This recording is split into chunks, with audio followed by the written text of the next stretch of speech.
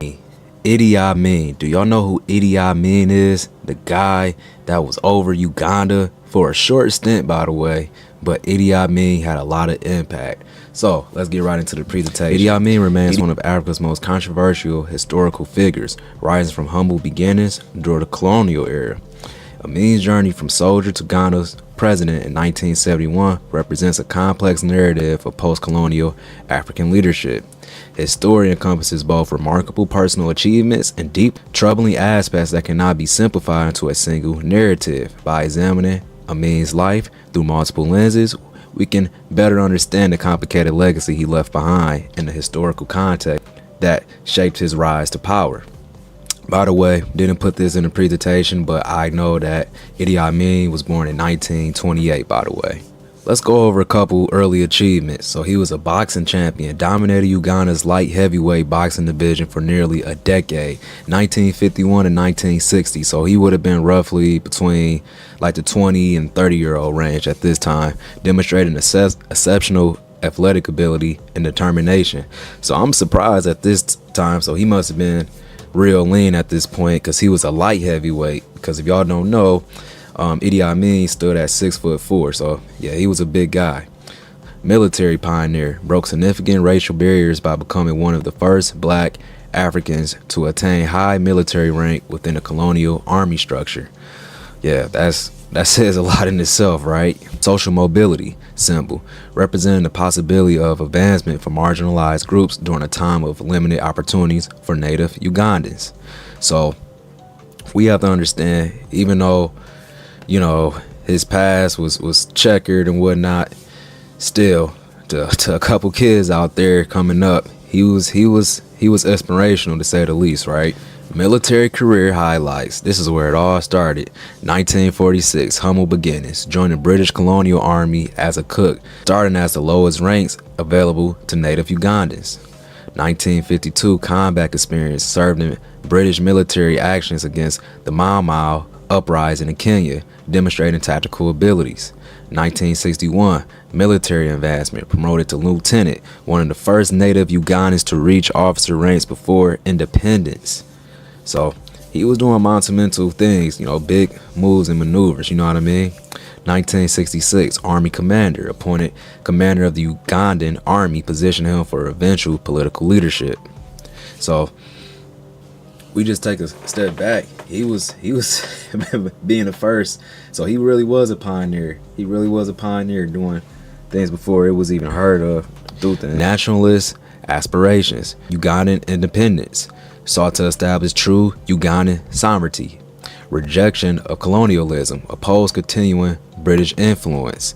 So if y'all ever seen some of Amin's old clips, he'd be talking to like white dudes and white reporters, and he'd just try to like intimidate the hell out of them, whatever. And you could tell he always made them uncomfortable. He was even telling the U.S. like, look, man, if y'all want war, y'all can get y'all some. You know what I mean? So Amin's a pop his shit, man. But anyways, let's get back to it.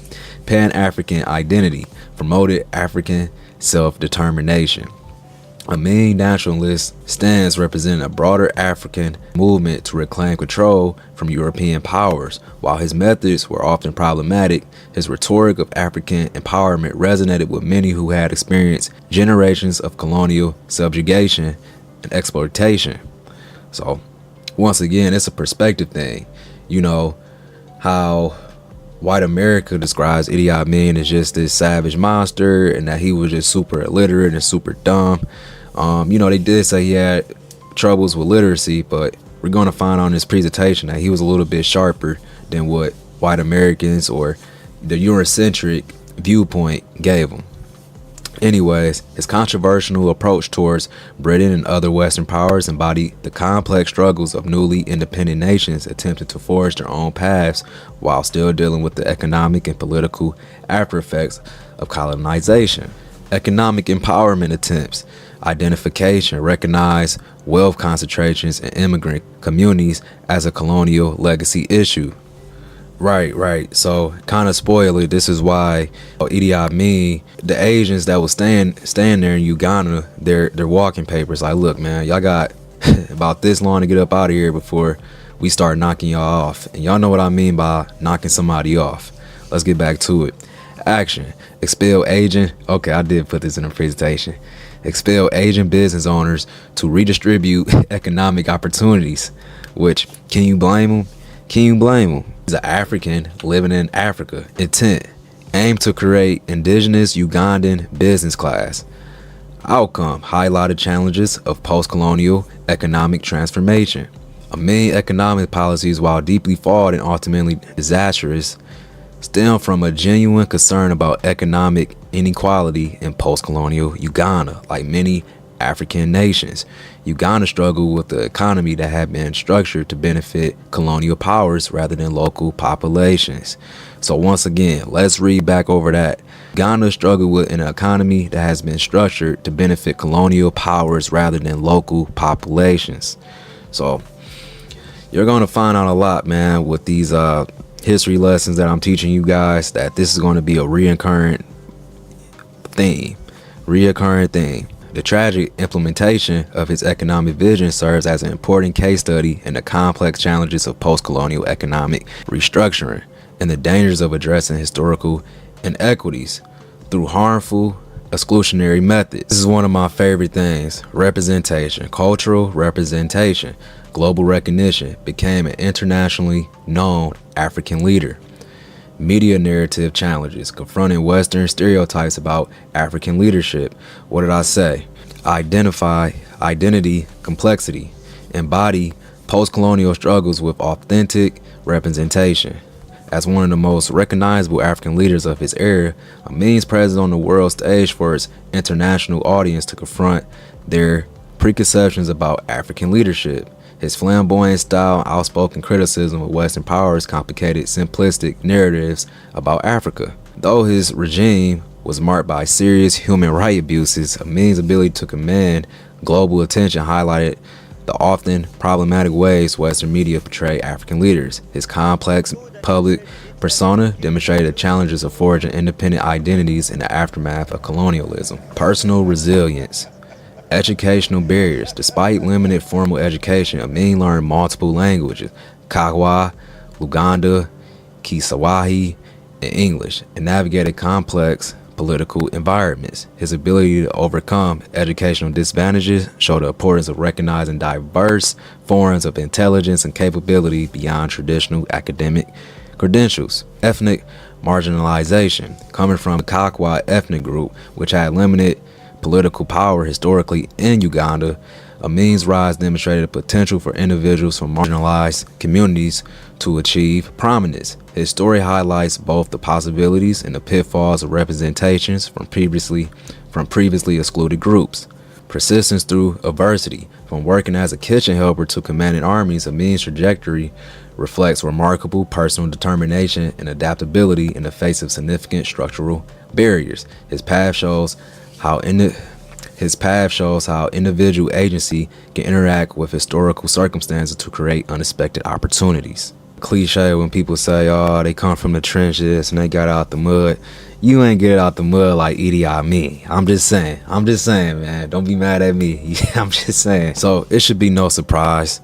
He's a complex historical figure. Beyond simple narratives, Amin's legacy resists reduction to simplistic good, evil categorization, requiring nuanced historical analysis. This is why I'm doing this presentation, of course, right?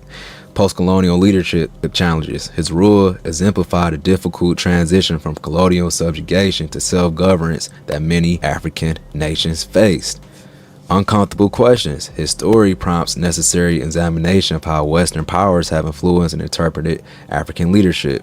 Historical reflection. Studying Amin invites deeper consideration of how colonial legacies continue to shape contemporary African politics. Acknowledging the serious human rights abuses that I mentioned before that occurred during his regime, understanding Amin's rise and rule within his historical context offers valuable insights into post-colonial African leadership dynamics and the lasting impacts of imperial rule. So, yes, Idi Amin has done some heinous, and I mean heinous things. No doubt about it, right?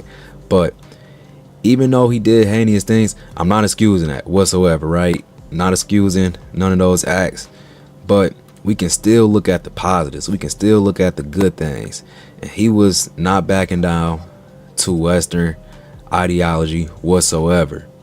That's why he was on America's radar. That's why he was not just America, Britain too, because he represent, I ain't gonna say a rags to riches, but he represents somebody coming up from nothing and making himself something, a real pioneer. He really made a way out of no way, and they didn't like this charismatic, this athletic dude that came from nothing and turned himself into something, and he was really willing to stand on all 10. Hope y'all like this video. It's Half the Philosopher. Free game.